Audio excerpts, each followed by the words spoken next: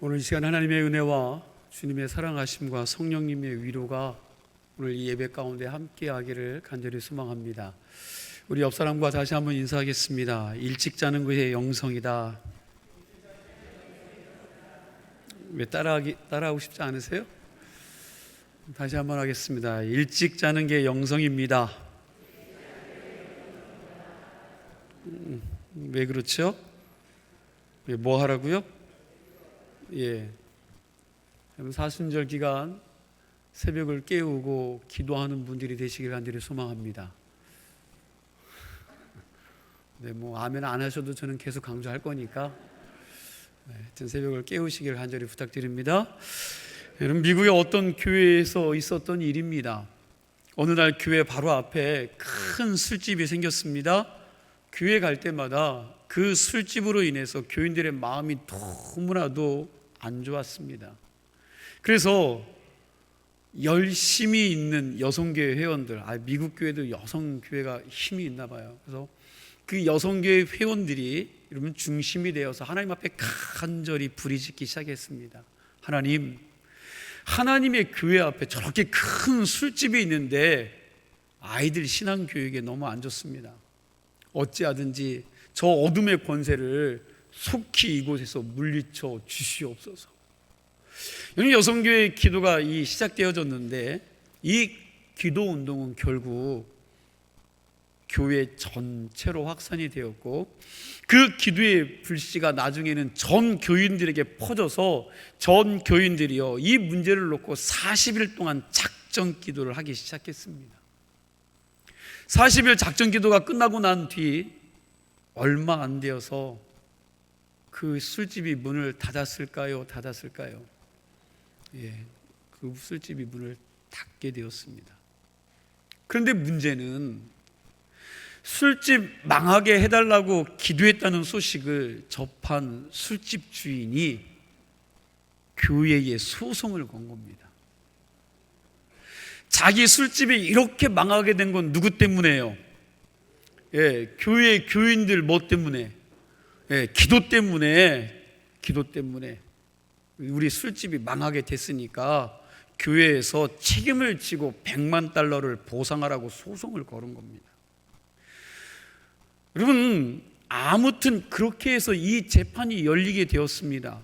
교회와 술집 주인 양측의 법정에 섰는데, 재미있는 것은 돈 $100만 때문에 서로가 엇갈린 주장을 합니다. 술집 주인은 자기 술집이 망한 건 뭐 때문에요? 교인들이 기도했기 때문에 우리 술집이 망했다고 주장을 했습니다. 반대로 교인들은요, 무슨 소리냐, 안 망할 술집이 기도한다고 망할 수가 있느냐, 어디 와서 생떼를 쓰느냐, 그거 억지다. 여러분, 그러면서 자기들의 기도의 능력을 부인해 버린 겁니다. 100만 불이 무서워서 기도를 들으시는 하나님을 그들은 놓쳐버린 것입니다. 술집 주인은 교인들의 기도 때문에 자기가 망했다고 증언하고, 교인들은 자기들이 기도한 대로 어떻게 다 이루어질 수 있겠냐고, 기도한다고 망하는 가게가 어디 있냐라고 증언을 합니다.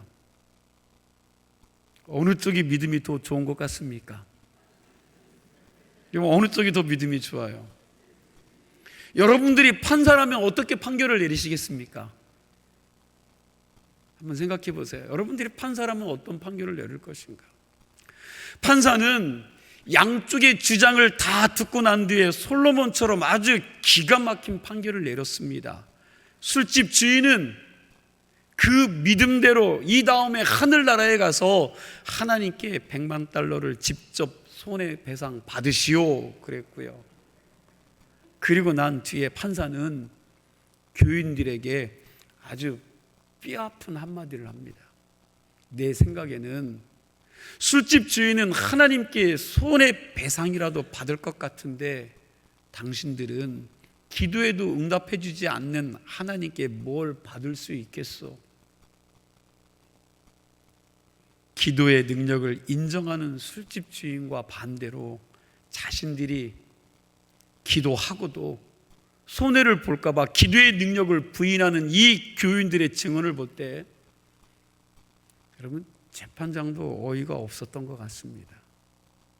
그런데 100만 달러가 무서워서 하나님과 기도의 능력을 부인하는 교인들을 보고 계셨던 하나님은 그들에게 무엇이라고 하셨을까요?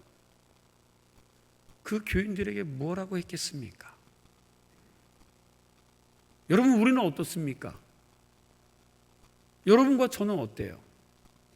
우리가 하나님을 믿는다고 하면서, 하나님께 기도한다고 하면서 기도 응답에 대한 확신도 없이 반신반의할 때가 얼마나 많이 있는지 모릅니다. 예수님께서 마태복음 11장 24절에 이렇게 말씀하셨죠. 우리 함께 읽을까요? 그러므로 내가 너희에게 말하노니 무엇이든지 기도하고 구하는 것은 받은 줄로 믿으라. 그리하면 너희에게 그대로 되리라. 아멘. 여러분, 무슨 얘기입니까? 기도는 반드시 뭐 한다고요? 기도는 반드시 응답된다는 겁니다.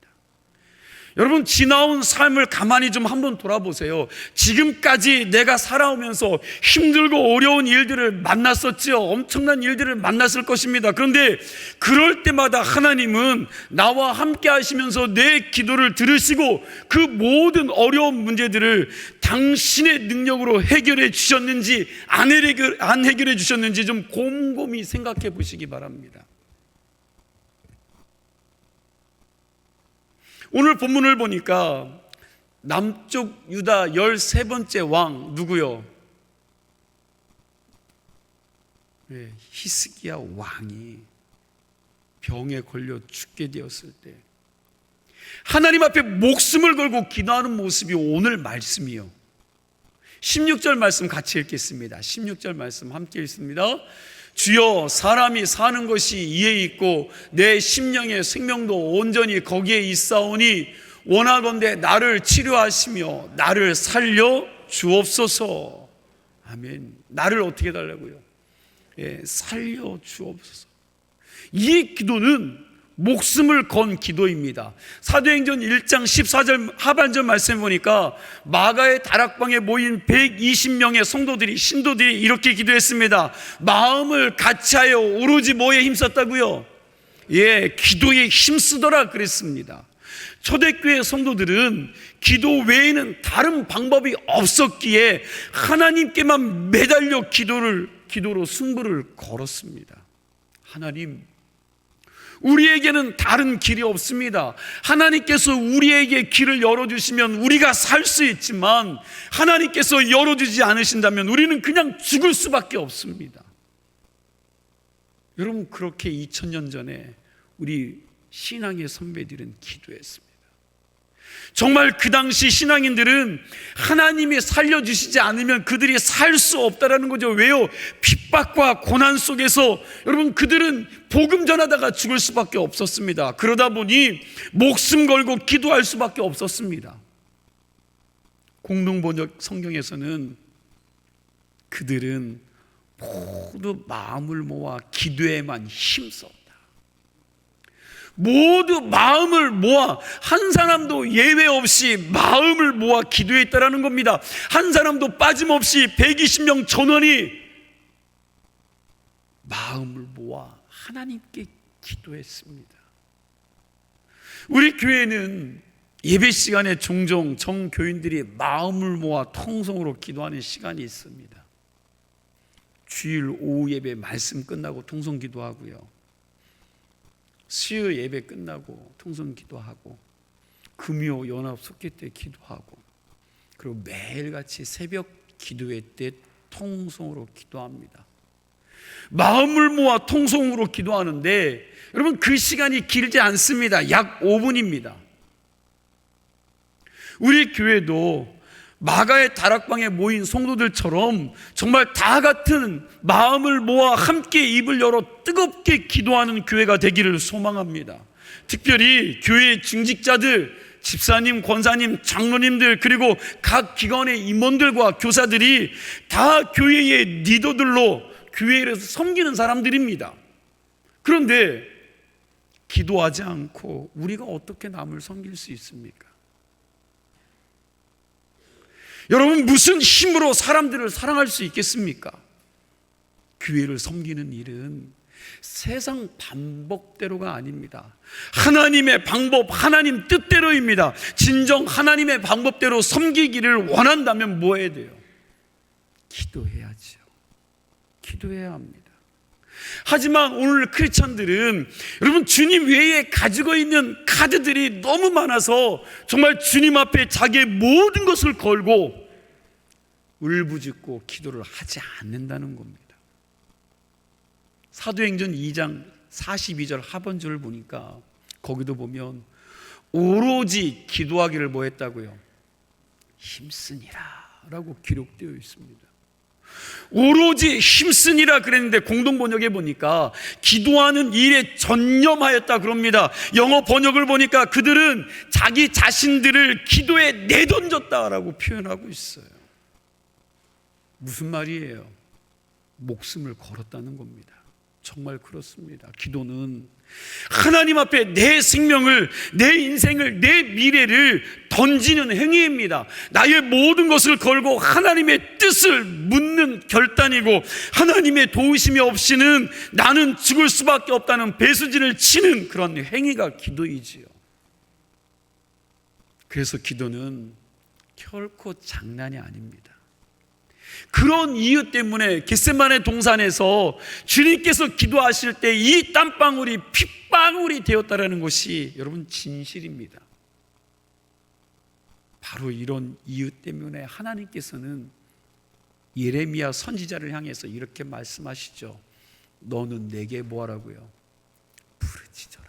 부르짖어라. 너는 내게 부르짖어라. 여러분, 부르짖으라는 말은 여러분 옆사람의 귀에 대고 속삭인 것이 아닙니다. 나의 영혼과 육체와 전 인격을 총동원해서 나의 삶의 모든 고뇌와 헤어나올 수 없는 얽매이는 그러한 상황과 아픔을 뚫고 간절하게 외치는 것이었습니다.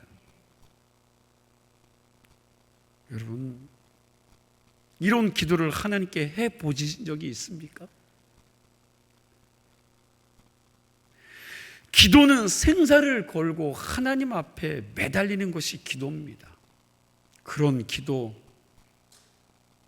하나님께서는 응답하실 수밖에 없습니다. 그런 기도를 통하여 하나님은 당신의 기적을 만들어 가시는 줄로 믿으시기 바랍니다.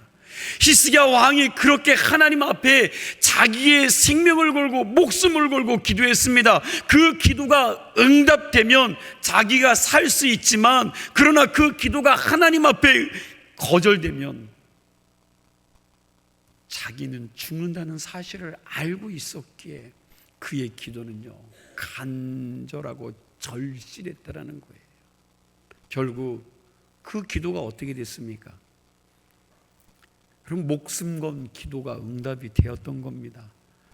하나님께서 그 기도를 받아주시고 그 생명을요 15년이나 영장시켜 주셨습니다.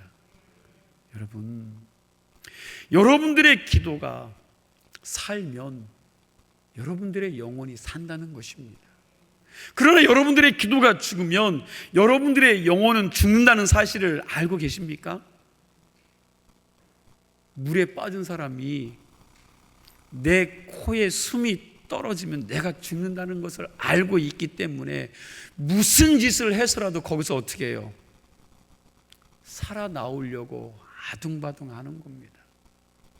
내 신앙에서 기도가 죽어버린다면 나는 죽을 수밖에 없다는 사실을 아는 사람은 어떻게 해서라도 기도하는 시간을 내서 기도하는 자리로 나올 것입니다. 오늘이 사순절 두 번째 주일입니다.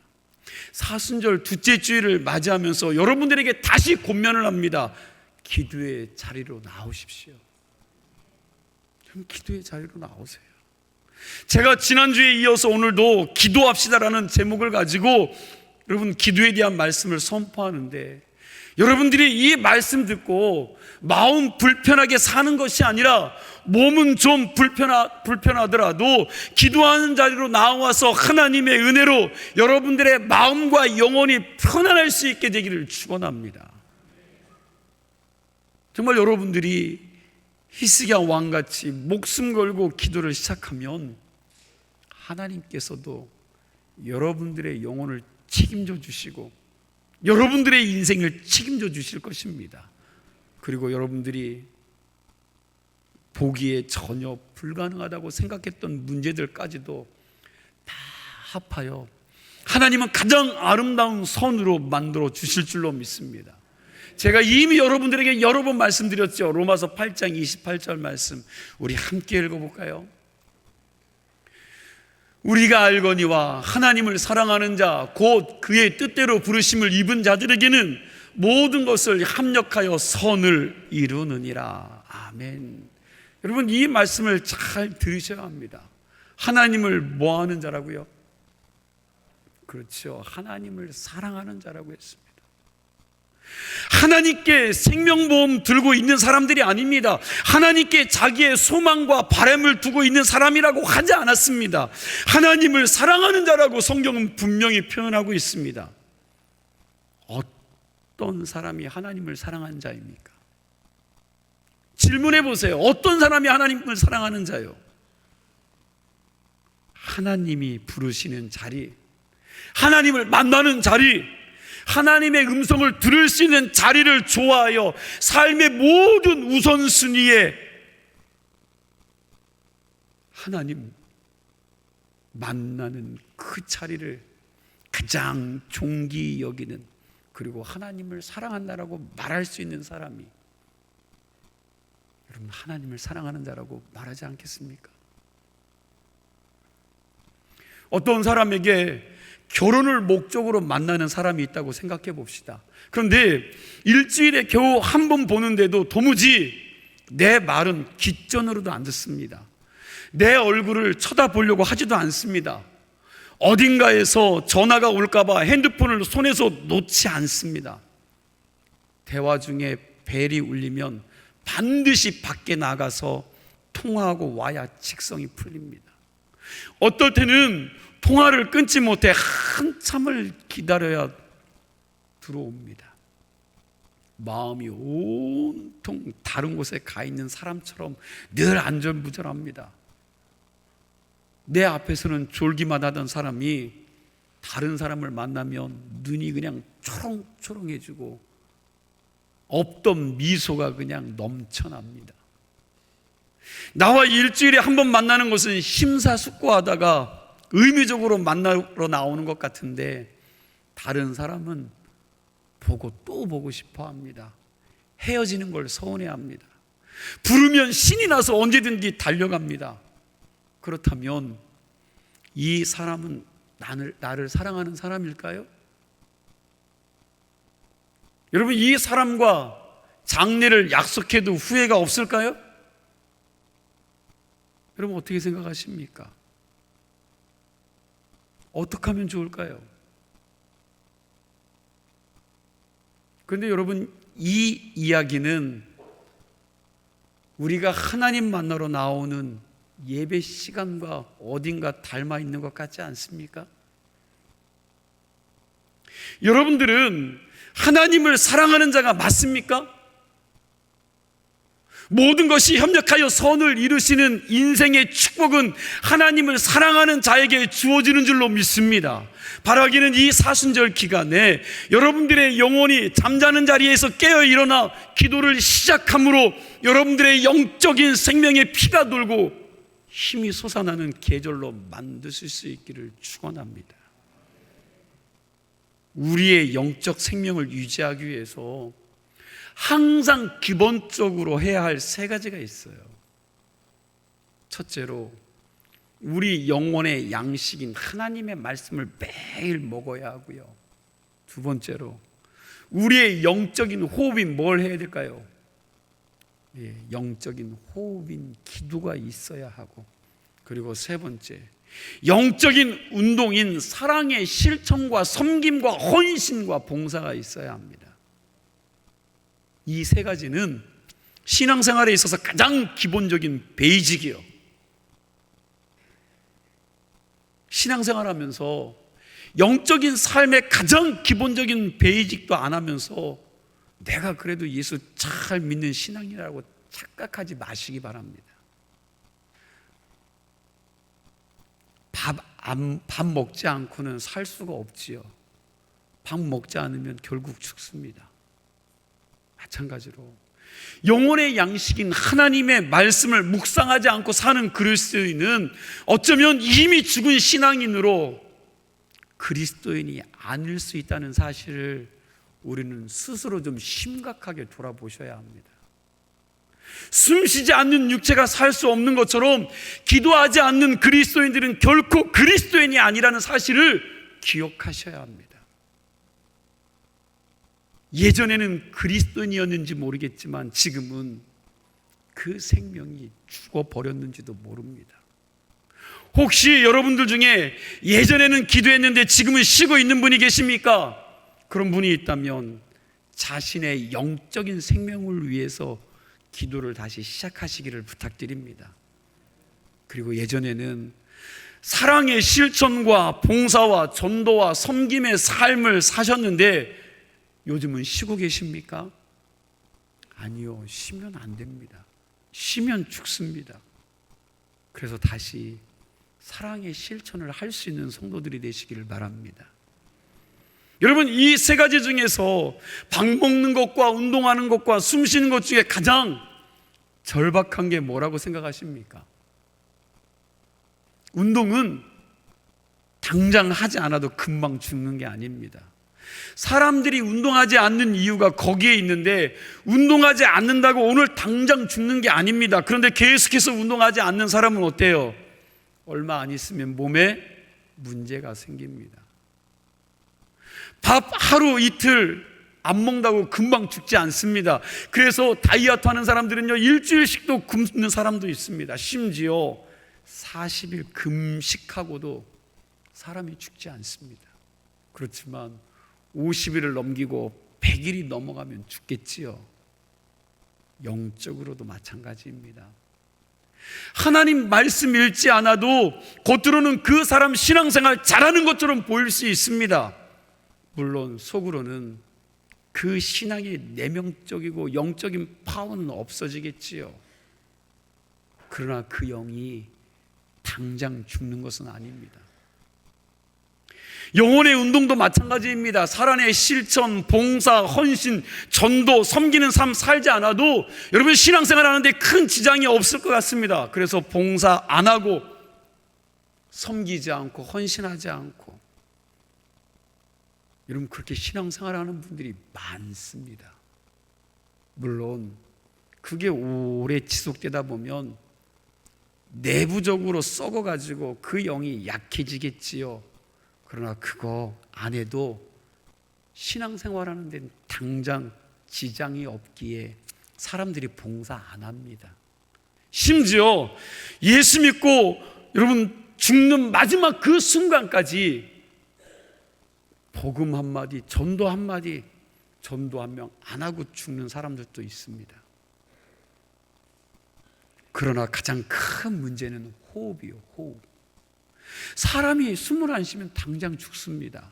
5분만 숨을 안 쉬면 그냥 죽습니다. 영적으로도 마찬가지입니다. 영적인 호흡인 이 기도를 하지 않는 순간 하나님과 나와의 교제는 끊어져 버리고 그 순간부터 나의 영은 뇌사 상태로 죽어가는 것입니다. 영적인 산소가 공급되지 않기에 호흡이 끝나는 그 순간부터 영적인 기억력의 세포들이 다 파괴되는 것입니다. 그래서 감사를 잃어버립니다. 그리고 내가 얼마나 은혜 가운데 주님의 돌보심 가운데 살아왔는지 그런 것들을 잃어버립니다. 그래서 감사가 없어요. 늘 그 안에는 원망과 불평이 있습니다. 끊임없이 이 입으로는 저주를 이야기하고 욕을 이야기합니다. 끝내 하나님을 잃어버리게 되는 것입니다.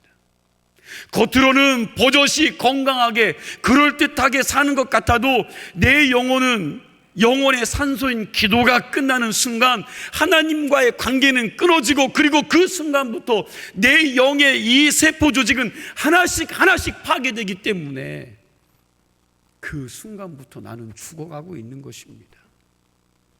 이런 점에서 보면 우리 영혼의 호흡인 이 기도는 영적인 건강과 영적인 생명을 위해 절박한 요소인 줄로 믿으시기 바랍니다. 우리가 숨을 안 쉬면 호흡하지 않으면 죽을 수밖에 없듯이 그리스도인들이 기도하지 않으면 우리의 영혼이 죽을 수밖에 없다는 것입니다. 제가 말씀을 준비하면서 호흡이라는 것이 무엇인지도 좀 더 살펴보았습니다. 호흡은 숨을 내쉬고 들여 마시는 거죠. 숨을 내쉴 때는 우리 폐에서 뭐가 나가요? 이산화탄소가 배출됩니다. 그리고 숨을 들이마실 때 여러분 공기 중에 있는 뭘요? 산소를 흡입합니다. 저는 호흡이 이 정도일 줄 알았습니다. 그런데 이게 의학적으로 정확하게 이야기하면 외호흡이에요. 외호흡. 그리고 내호흡이 있습니다. 여러분, 내호흡은 산소를 받아들인 폐를 지나서 헤모글로빈에게 산소를 줍니다. 그리고 이 헤모글로빈은 혈관을 따라서 세포 조직을 쭉 따라가면서 세포에 보관되었던 포도당이나 혹은 영양분들에게 그 산소를 가지고 여러분 그걸 태웁니다. 연소를 시키는데 그게 세포에 여러분 힘이 되고 에너지가 되는 것입니다. 그리고 그 세포가 불타버리고 남은 나머지 찌꺼기 이산화탄소는 다시 헤모글로빈이 받아서 폐에다 갖다 줍니다.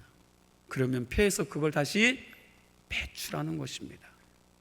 그러니까 호흡이라는 게 우리 세포 조직이 에너지, 다시 말하면 힘을 발휘하는 데 꼭 필요한 것이 여러분 호흡이라는 거지요.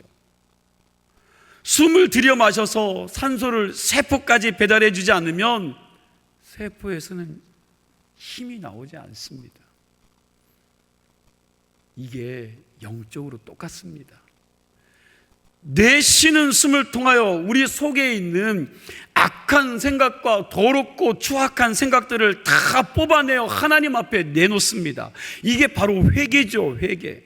우리의 마지막 죽는 날까지 우리는 회개를 해야 합니다. 한 번 회개했다고 끝이 나는 게 아니에요. 여러분, 지난 한 주간도 여러분들 살아오시면서 하나님의 뜻대로 살려고 애쓰고 여러분 수고했음에도 불구하고 내 생각으로 죄를 지었지요. 이미 마음에 품어서 죄를 지었습니다. 말로 죄를 지었습니다. 그리고요, 행동을 가지고 행동으로 옮겨 죄를 짓습니다.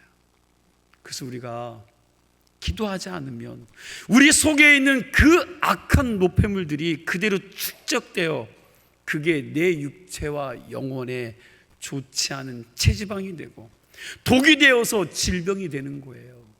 여러분, 이것들이 쌓인다고 생각해 보세요. 여러분 인생 가운데 이런 독들이, 이 절망들이, 이 아픔들이, 이 안에 있는 이 더러운 것들이 쌓이면 자연스럽게 뭐가 나오겠습니까?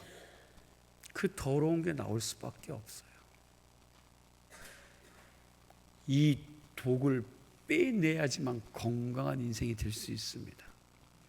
이걸 붙잡은 말씀 가지고 하나님 앞에 여러분 나아가서 다 뿜어내는 것, 여러분 이게 내쉬는 겁니다. 그 다음에 여러분이 기도는 들어 마시는 숨을 통해서 우리는 생명의 근원이신 하나님으로부터 용서와 사랑을 공급받고 하늘의 평화와 계시와 지혜를 공급받습니다. 이것이 내 몸과 내 영혼에 배달되면서 나는 영적인 파워와 에너지를 공급받는 것입니다. 말씀과 더불어 기도하는 사람이 힘이 있는 것입니다. 성경 지식은 마치 세포 조직에 숨겨져 있는 포도당이나 영양가라고 한다면 기도는 그것을 여러분 그것을 불태울 수 있는 산소를 공급해 주는 것과 같다는 거예요. 그러니까 아무리 말씀을 많이 먹고 아는 것이 많다 해도 내쉬고 들이마시는 기도가 없으면 몸만 비대해지는 것이지 여러분 그게 건강한 것이 아닙니다. 무슨 이야기입니까? 기도하는 사람이 건강한 신앙이라는 겁니다. 기도하는 사람은 능력이 있습니다. 기도하는 성도는 파워가 있습니다. 저는 우리 교회가 좀 건강하고 능력이 있고 힘 있고 성숙한 신앙인들이 되었으면 좋겠습니다. 그러기 위해서 기도를 시작하십시오. 왜 이렇게 전도만 하려고 하면 두렵습니까? 왜 교회에서 그렇게 봉사를 하라고 하는데 여러분 그 봉사가 재미가 없습니까? 은혜가 없어서 그래요.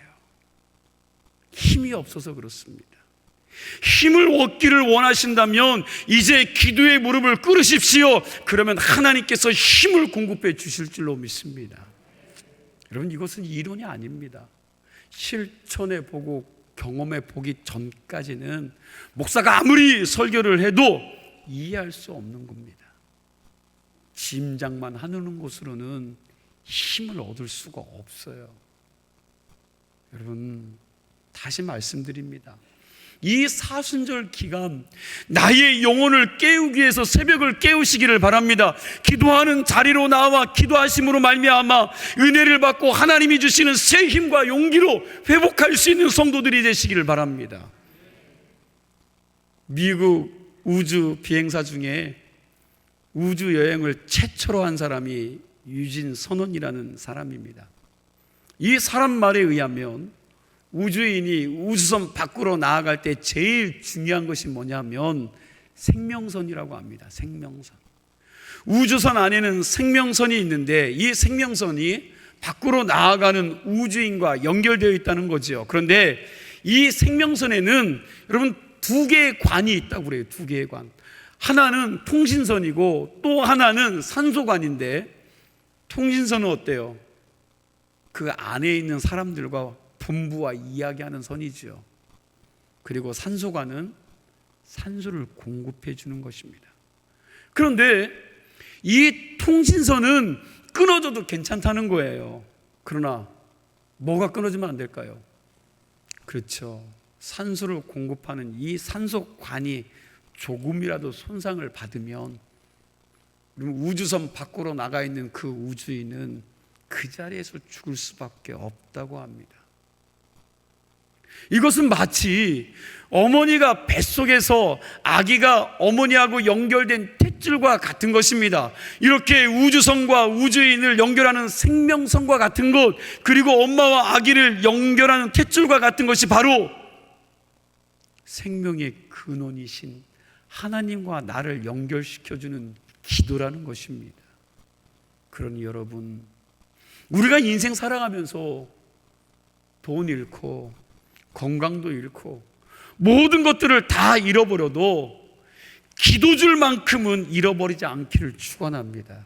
왜냐하면 기도의 줄은 잃어버린 그 모든 것들을 다시 회복할 수 있는 하나님의 통로가 되는 줄로 믿으시기 바랍니다. 오늘 우리가 히스기야, 여러분 히스기야가 하나님께 자기를 좀 살려달라고 기도하는 이 말씀에 대해서 함께 나누었습니다. 여러분, 누가 생명 걸고 기도할 수 있습니까? 누가요? 자기 생명이 경각에 달린 사람만이 절박하게 기도할 수 있습니다. 히스기야는 태평하게 살던 사람이었습니다. 영원히 사는 것은 몰라도 자기 수명은 그래도 나이 늙어서 죽을 줄 알았습니다. 그런데 어느 날 하나님의 사람 이사야가 다가와서 하나님의 말씀을 전했습니다. 왕이시여, 당신은 죽습니다. 왕이시여, 당신은 죽습니다. 누가 죽이기로 결정한 거예요?